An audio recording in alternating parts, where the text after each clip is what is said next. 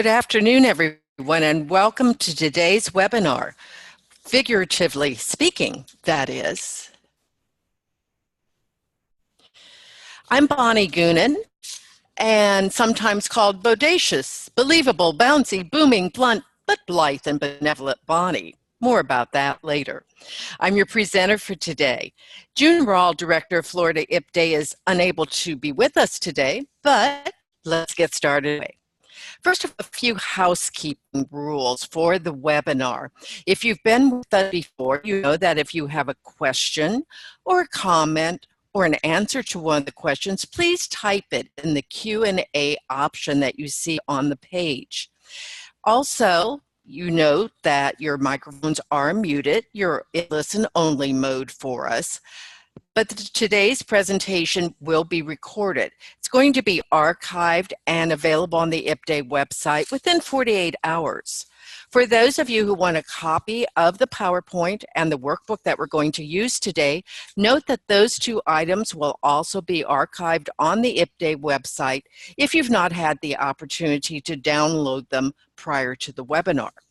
So let's get started. We all know that the internet's this information highway. It's raining cats and dogs. The wind whistled all night long. I can smell pizza a mile away. From irony to imagery to metaphors and even more, writers use figurative language in both the fiction we read as well as nonfiction. So, why do writers use figurative language? Why do our readers need to know how to understand it? Well, in today's session, we're going to talk about some different types of figurative language, or better known as figures of speech. We're also going to talk about a few strategies that research says is very effective for both defining and analyzing figurative language. And of course, as always, we're going to have a lot of resources for the classroom that you can take back immediately and use, or some websites that I hope that you will find very useful. And of course, if you are attending this webinar and would like to develop some training, etc. from it, don't forget that we have some guiding questions in your workbook that you'll be able to use to follow along. So, let's get started. We know that it's really important, or figures of speech. We're going to use those words kind of intermingled, but we'll talk more about it later. We know that it does play an important role in reading comprehension and speaking and listening, as well as writing. And we use it every day if we think about our speech patterns and what we say to people. We also know that figurative language can be really a good way to communicate abstract ideas or some of our most heartfelt emotions. And of course, it's crucial to literacy skills for all of our students so that they can comprehend better what they've read and what they've heard. And we know that without figurative language, the kind of writing that we read would not be as interesting. Maybe not as beautiful or humorous or powerful. It really is important. And of course, we also don't want to forget that these reading comprehension skills are important and are assessed both on the TABE 11-12 and of course the GED test that we've had out there for a number of years. TABE. Now, if you haven't looked at the AB curriculum framework lately, take a moment and just look at this particular standard where it really does talk about connotative meanings as well as figurative meanings in all four of these levels, and of course we know at the GED test as well. But it's not just about that. It is assessed throughout the TABE and GED, as you can see here. We're looking at the kinds of skills that start at TABE level M and go all the way through the GED PLDs 1 and 2. Everything from determining the meaning to analyzing the impact of specific words. It really is an important skill to teach in our classroom.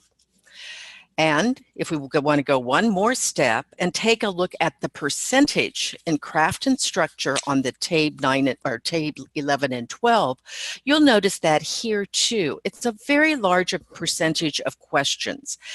Now, there's more to craft and structure, of course, than just figurative language, but it is a very, very important base skill.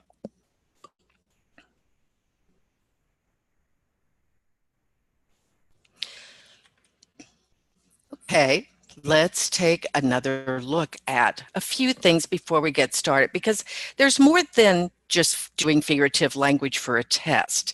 It's an important part of our daily life. I mean, take a look. The pastry is light as a feather. My roommate's going through a roller coaster of emotions. And of course, look at all of the different advertisements that use figurative language all the time.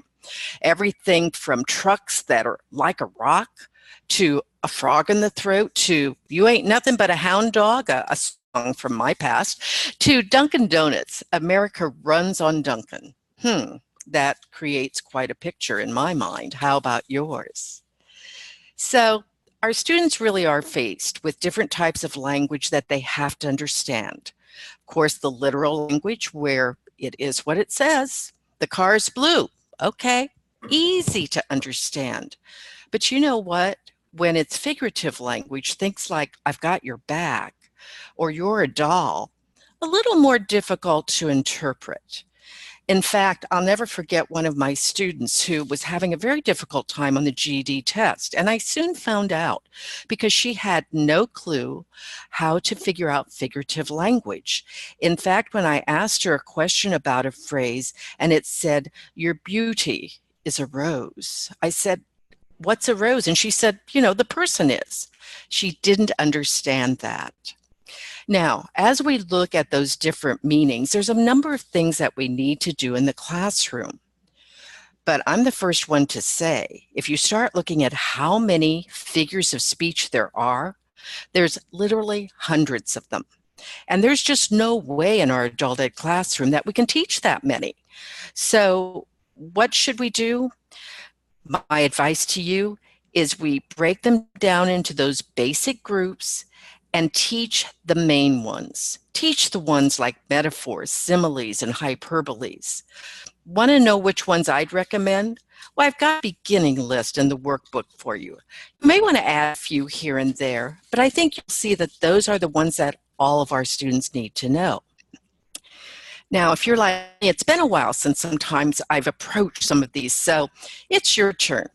I want you to look at each of the cartoons and determine if you can figure out what figure of speech, what figurative language device the cartoonist uses.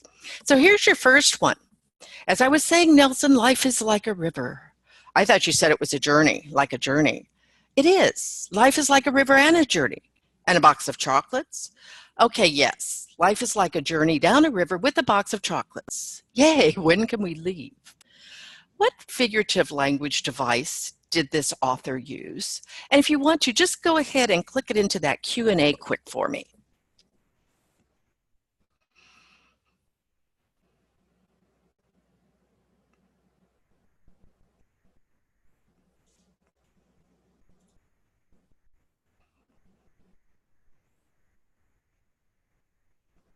Fantastic. I've got a number of you who said it's a simile. And yes, it is, because it uses the word something is like something. Okay, how about this? Our nice little Snoopy cartoon. Life is a roller coaster.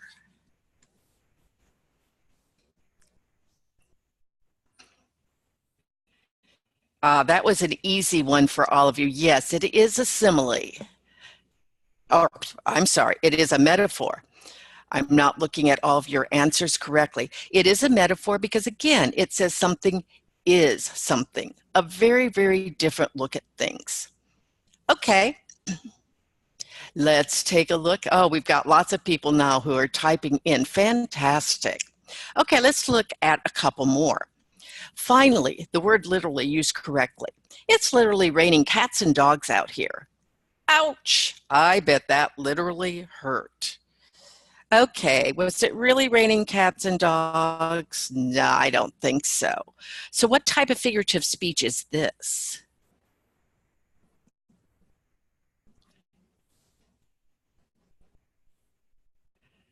Fantastic, guys. We've got that it's an idiom, and yes, it is. How about Garfield here?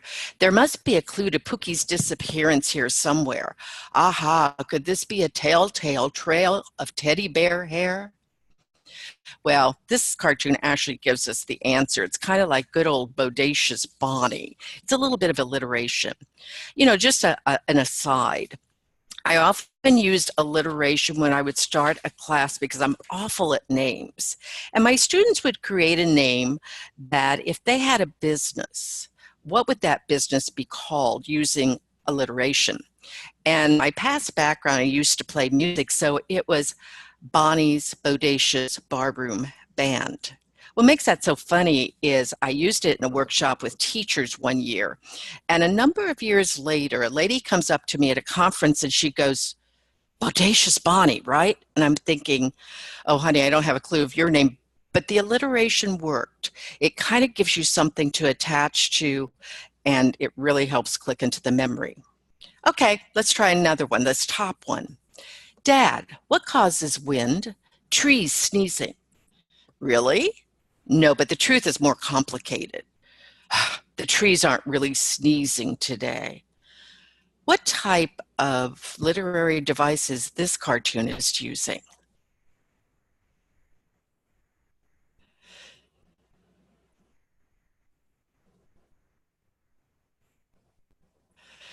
Oh, you guys are fantastic. It is personification because the tree can't really sneeze. Okay, how about the next one? My scalp is literally on fire. This backpack literally weighs a ton.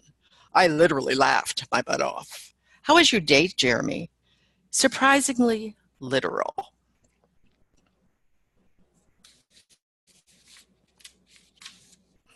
You have it. No, this person's scalp was truly not on fire. It is that lovely thing called hyperbole.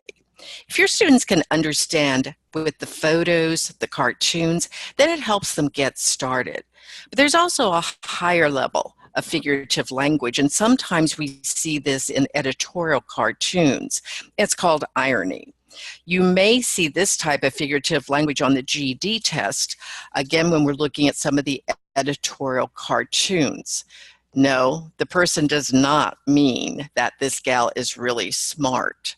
And let's face it, sometimes that irony of what parents used to do and what sometimes we see parents doing in today's classroom, good injustice or unfairness, it's very different.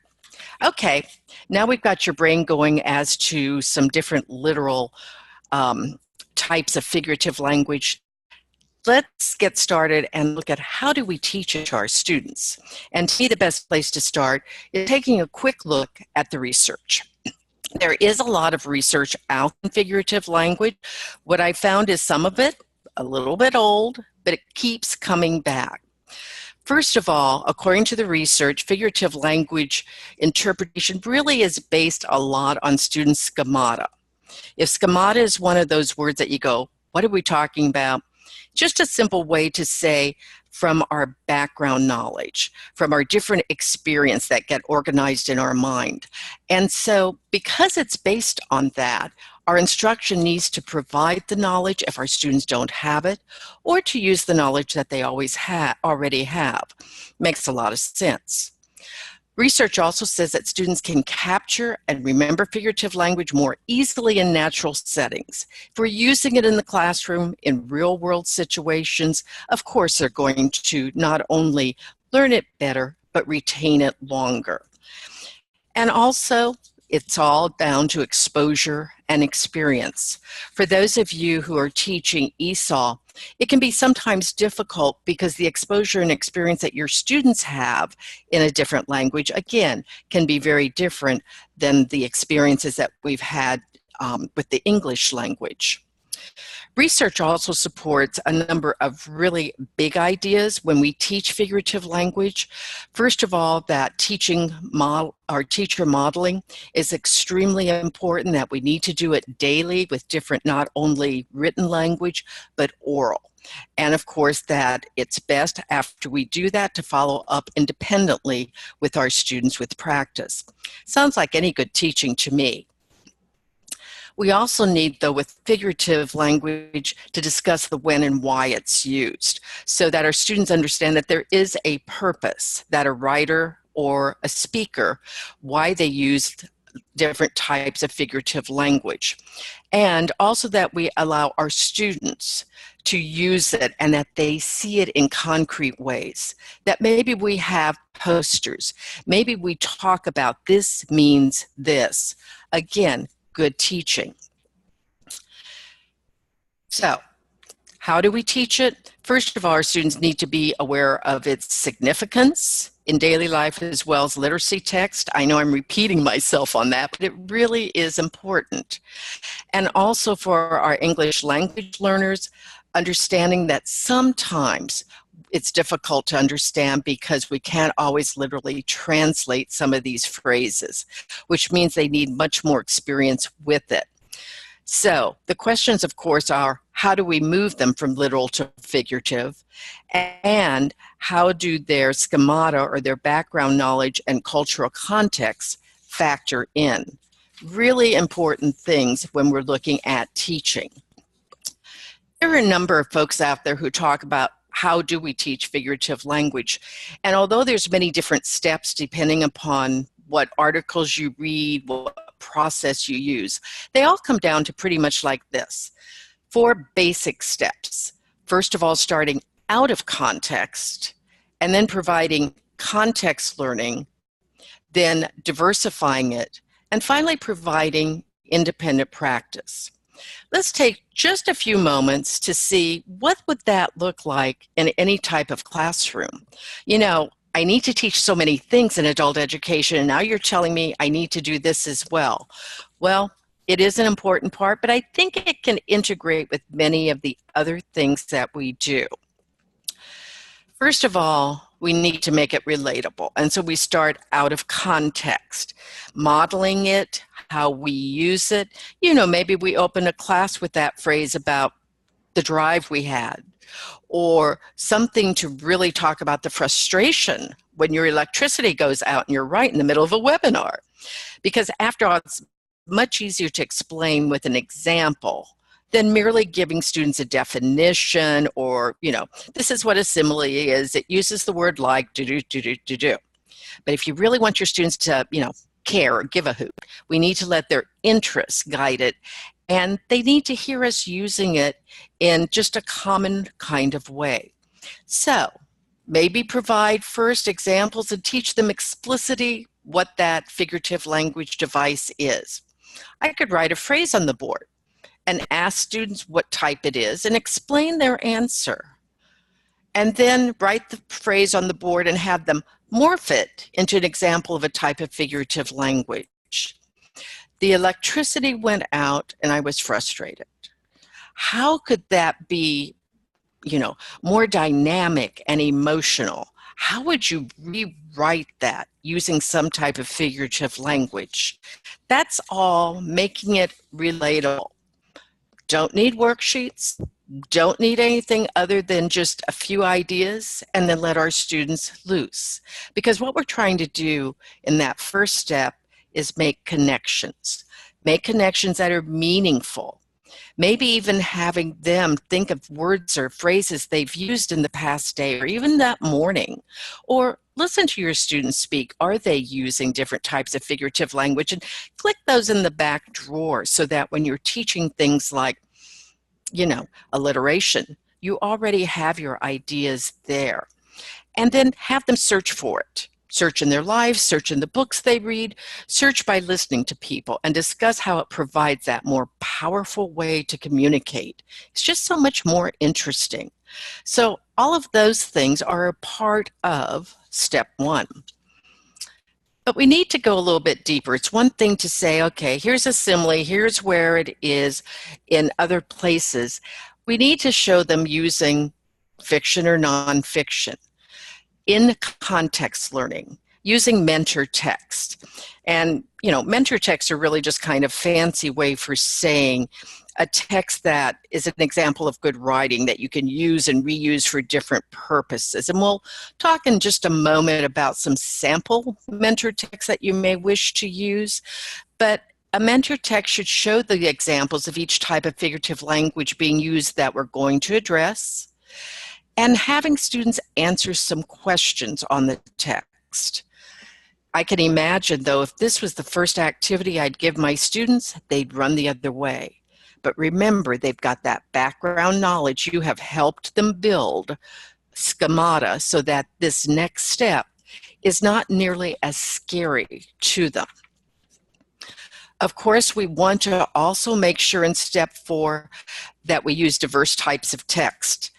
And why not make it enjoyable? I used to do a number of lessons using some of the songs of the day. There's nothing better than songs or poetry to teach figurative language because they're filled with so much.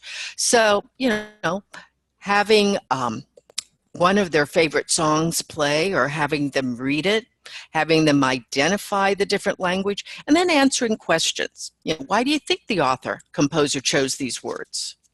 Why didn't that writer just say what he or she meant? Or why didn't this person use non-literal language? Or why did the figurative language add to the poem or song?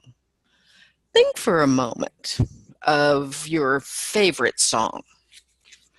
And think about how dull it may be if that writer did not use some type of language that was figurative. I think you'll very quickly think to yourself and say, that wouldn't have sounded so good had the author or the writer done that. I mean, when you look at a poem, Edgar Allan Poe, he used so much for figurative language. I remember one of the Raven. The Raven was doubting, dreaming dreams no mortal ever dared to dream before. The alliteration that's there. Or the fire crackled and the popcorn popped. Oh, sweet, sweet sorrow. All of those things that are just part of good writing. And we can make it enjoyable because we have students select, or to get started, we select these things, diversifying it. And then, of course, we want it to be meaningful because we don't want them just to do these things in the classroom. We want to make sure that they're independent learners and that it's just part of their life. So in this last step, we want activities that are challenging them because it is more than a test. We want them to be able to read cartoons, to read advertisements, to read books of their choice, and understand that figurative language is an important part of it, but even more importantly, to identify it and to understand why it's used.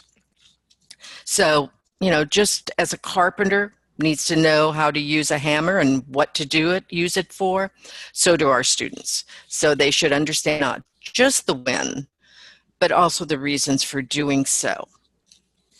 And as we get into that part of learning, again, they will find it's more powerful, and hopefully it transfers not only to their communication skills orally, but also into writing more effectively, because we all know that reading and writing are extremely integrated. So 4 steps for teaching. And if we get just a limited number, not the hundreds we were talking about, but maybe depending on the level of the student, 10 types of figures of speech, and that we teach those well through this process, it really will improve comprehension skills. So, as we're doing it again, we want to provide activities that promote that learn where they're actually engaging with the devices in their own writing, and that we use those. We tell them when they're writing a sentence or a paragraph. I want you to go back, reread it, and include one type of figure of speech that will make it sound even more tempting to read. Again, we want to also use mentor text. I'd strongly recommend that you don't use very lengthy things, but again, pull out a couple sentences, a short paragraph, and have them, of course, at this last part, explain it to others. 4 steps for teaching figurative language. But we also know that when we're teaching anything, it's not just about your teaching through a scaffolded approach, but your students also need to have some tips. They also have to have that process, whether they're reading something on their own or they're taking a test. So a few tips to share with your students. Again, they do need to memorize common literary devices and have an example or more for each one so it connects. They need to know the author's intended audience. What is that author going to do?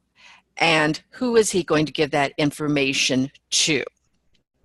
For example, if they're reading a children's book, automatically a student should know, or the reader should know, that the type of figurative language will be child appropriate. So I probably won't see a lot of irony or puns in children's book, especially young children, but I may see repetition, maybe similes, maybe alliteration.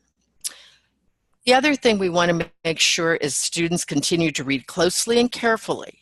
It's real easy to just kind of click over a type of figurative language and then think to ourselves, what in the world was the author saying? So that close and careful reading that we've talked about in the past, absolutely necessary tip for them. The other thing, as they're reading on their own, have them locate the figurative language within the passage and there again decipher the meaning.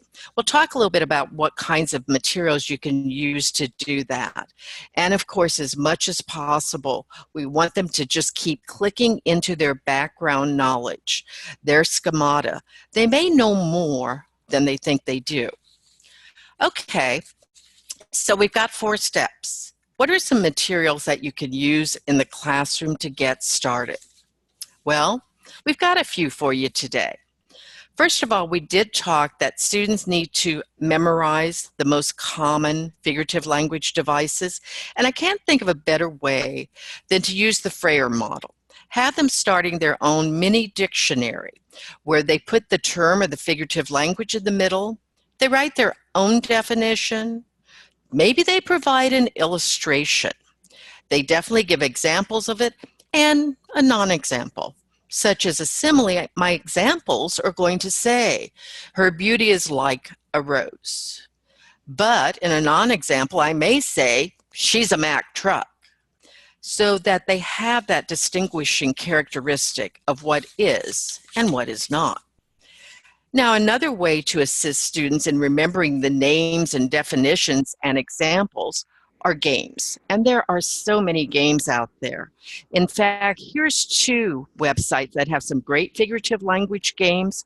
Don't worry that you can't see the URL on the screen because you have those particular sites in your workbook. Because there's so many games, scavenger hunts, Jeopardy, etc. on the internet, just do a quick search. Find an activity that's suitable for your classroom. Again, lots and lots of fun. And if you say, you know what, I want some more, we've provided in your workbook today a couple match games that you can use. One that provides definitions and then words, and one that matches some of the great literature to different types of figurative language. Very different levels, of course. Now, besides the Frayer model, maybe you want to have students, again, as they're reading through a mentor text, identify the type of figurative language they see. And you've got 3 of them here. All 3, again, are in your workbook. Anything from the example from a text, like that top left one, where they have to then circle the type of figurative language, what it means and why it's included, to something as simple as identifying the medium or the type, giving the example, and then determining what device. So maybe they read a cartoon, and here's the example, the word, the phrase that they use. And again, all they're identifying is, was it alliteration? Was it personification? What was it? A very beginning level. And then again, maybe I'm reading a newspaper article or a book, something where I put the word or phrase, the page, the literal meaning, and then, of course, the figurative meaning. All of these work very well, and don't, again, I wouldn't use them in all text, but with a mentor text, an absolute necessary thing to get them to have much better language. Another example, this one, the figurative language, comes from a newspaper article or an online article that talks about the Beeline Expressway. Figurative language, beeline. Oh my goodness, is an expressway really a beeline because I think of the buzzing bee? No. The literal meaning, the fact that bees fly in a certain way, and the intended meaning is a straight line, so that you get from one place to another. And here again, that connection from real life. Okay, a couple more things for you're looking at as you think about teaching figurative language. Earlier, we talked about music in step 3 of our outline, that music can be really a motivating thing for students because they like to listen to it, they like to read it. Again, there are a lot of lesson plans already developed for you. Here's 2 examples from Katy Perry's song Fireworks to Garth Brooks at the top, A River. 2 sample lessons that click through with those songs. And all you have to do is look at those very short phrases. And you already know that those 2 writers have definitely used figurative language.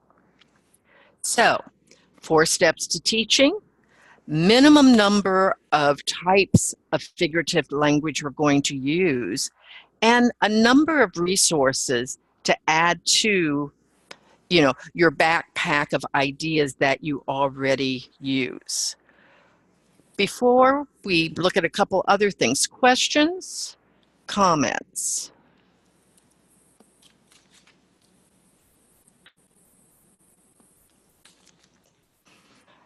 Okay, then let's see how creative you can be. We know that hyperbole is an exaggeration, kind of helps put a picture into the reader's mind. And once in a while, we see it in humorous writings. In fact, the great Mark Twain used a lot of hyperbole. So before we leave today and look at a few more things, let's try our hand at hyperbole. So this is your task. The town I grew up in was so isolated. Fill in the blank with a hyperbole for me, and we'll share out.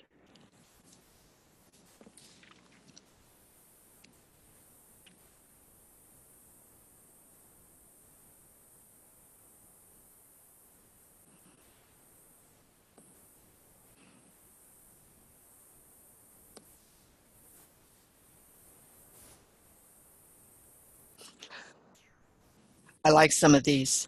The nearest gas station was a million miles away.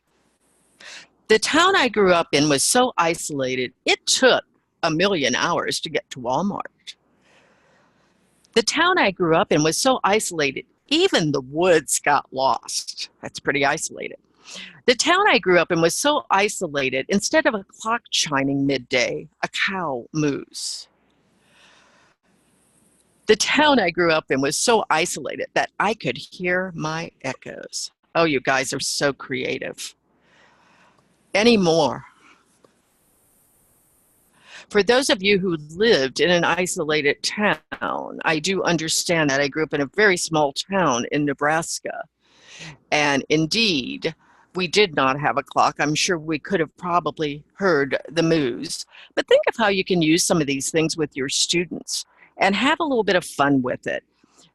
I guarantee that by doing some of these things, they will indeed remember this particular kind of figurative language.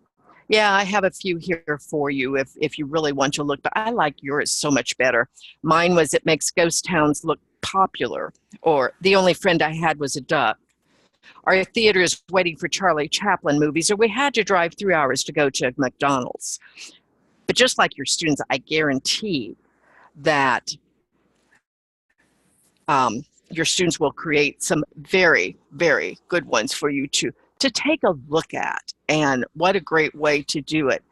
Again, including, I like this one. The town I grew up in was so isolated. The mailman used a carrier pigeon. Oh, you guys are marvelous. What can I say? Okay, let's go ahead and just kind of sum up. As you're teaching, of course, anything to your students, but specifically with figurative language, because sometimes they think it's so obtuse out there, we need to first make it relatable.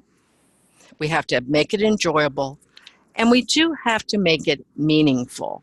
Think about yourself as you go into the classroom and you're saying to yourself, what can I do to use some type of figurative language before I get started?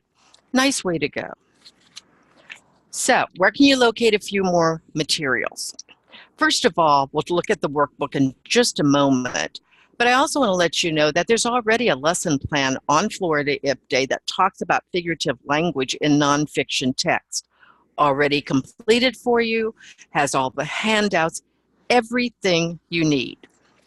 But let's take just a quick look at what you do have in your workbook.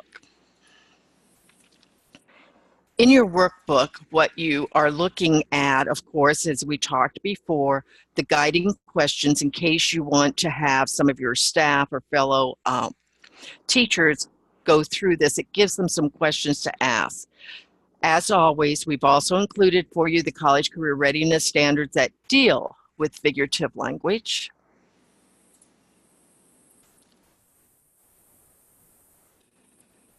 Okay.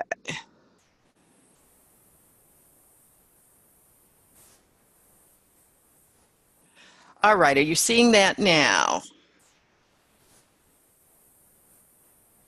Yes, thank you. Okay, common types of figurative language. And I said that we'd give you kind of a small list, and this is it, so that you don't have to worry about, oh gosh, which one should I teach? If you definitely want to teach more, of course do it. Or there's a few you say, my students aren't ready for it, of course. Don't worry about it, but it kind of gives you a starting point. And then we talked about some match games that were already created for you. Here they are. Here's one that's very basic, word, definition, and example. Little higher level. Again, it's got the word and the definition, and they have to match it to a piece of literature or a phrase. Give you some ideas on the figurative language. Again, if you're looking at The River by Garth Brooks, it's got similes and metaphors and alliteration and hyperbole and personification, all kinds of wonderful things to teach.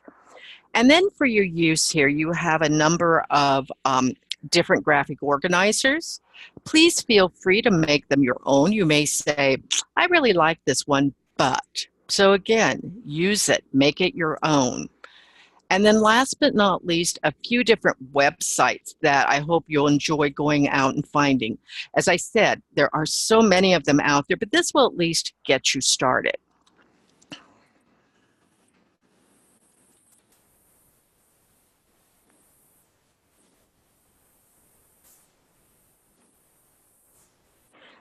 Okay, questions, comments?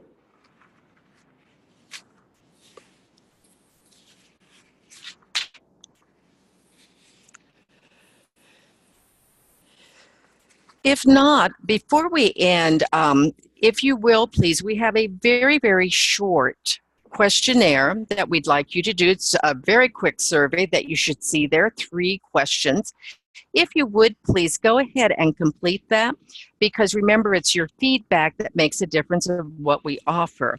And as you're doing that, remember that we do have another webinar Wednesday from Florida IP Day next week, April 10th. It will be collaborative problem solving in multi-level classrooms.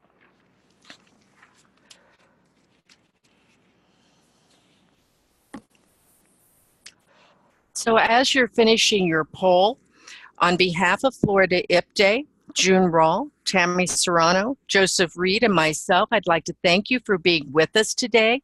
Please access the materials on Florida IP Day. Have a fantastic day, and we will see you next time.